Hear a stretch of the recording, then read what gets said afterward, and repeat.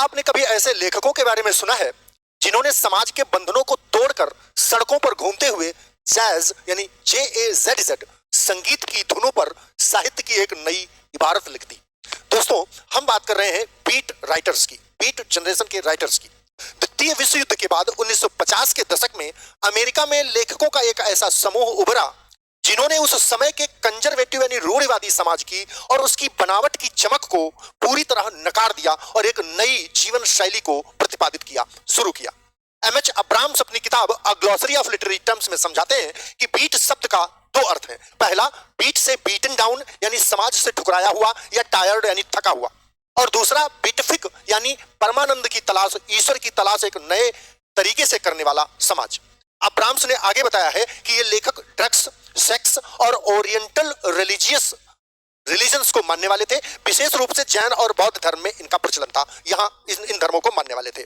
और जाज म्यूजिक इनका नई चेतना तलाश करने में इनकी मदद करता था। अब्राम्स ने यहाँ 3 सबसे प्रमुख नामों का जिक्र किया है अपनी बुक में, जिन्हें बीट जनरेशन का स्तंभ माना गया है, यानी बीट राइटर्स का स्तंभ माना गया है।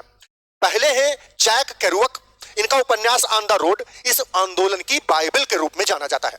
दूसरे हैं एलन गिन्सबर्ग, जिनकी कविता हॉल है, इसने उस दौर की सारी बाधाओं और वर्जनाओं और परंपराओं को तोड़ कर रख दिया। और तीसरे हैं विलियम बरोस, जिन्होंने अपनी रचना कटअप तकनीक का इस्तेमाल करके अपनी रचनाओं में साहित्य के पारंपरिक ढांचे की चुनौती के रूप में उसे प्रस्तुत किया।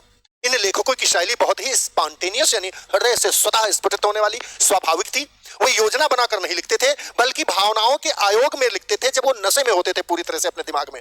अब्राम्स यह भी बताते हैं कि बीट राइटर्स ने ही आगे चलकर 1960 के दशक में हिप्पी कल्चर, आपने नाम सुना होगा, हिप्पी कल्चर और काउंटर कल्चर के आंदोलन की नींव रखी थी। यूपी, टीजीटी, पीजीटी और LT ग्रेड के अभ्यर्थियों के लिए याद रखने वाली बात यह है कि बीट मूवमेंट केवल साहित्य नहीं बल्कि एक विद्रोही रिबेलियस जीवन शैली यानी लाइफ स्टाइल थी। जैक केरुअक की ऑन द रोड और एलन गिन्सबर्ग की हाउल पोएम अक्सर एग्जाम्स में पूछे जाते हैं, इनको आप रख लीजिएगा। साहित्य के ऐसे ही क्रांतिकारी पोस्टमार्टम के लिए जुड़ना कहाँ है, आपको सब्सक्राइब करना है चैनल अपना बिस्वानी सर इंग्लिश को, और जो भी प्रॉब्लम है मुझे बतानी है, ठीक है ना। कमेंट एक जरूर डालना है कि ये सीरीज आपको कैसी लग रही है। आप जानते हैं कि मैं टेक्निकली बहुत स्ट्रांग नहीं हूं, तो बहुत सारी एडिटिंग नहीं कर पाता हूं, बस अपनी बात को मैं यूं ही पहुंचाना चाह रहा हूं आपको। और अगर आपकी बात समझ में आ रही तो जरूर इस क्लास को शेयर और लाइक करें और एक कमेंट जरूर डालें ताकि मुझे पता चले कि आपको क्लासेस कैसी लग रही हैं।